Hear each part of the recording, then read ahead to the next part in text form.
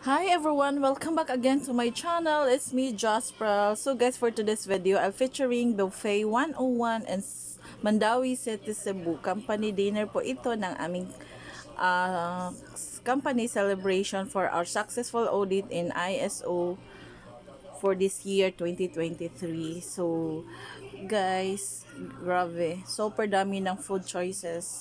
Ito lang po yung kinain ko guys. I have no rice for that. And then naghalo-halo din ako. Then ito po mga different menus nila na kunan ko ng picture. Super sarap po. Saka yung yan, super ano yan, masarap yan. At saka yung favorite ko yan, yung sinigang na tuna. And then yung iba hindi ko na kuna ng picture kasi na ano po ako ng mga foods.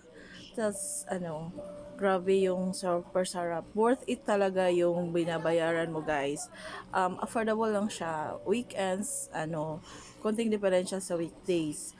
Pero mas recommended po if kakain kayo ng weekdays kasi ano siya, hindi masyadong madaming tao.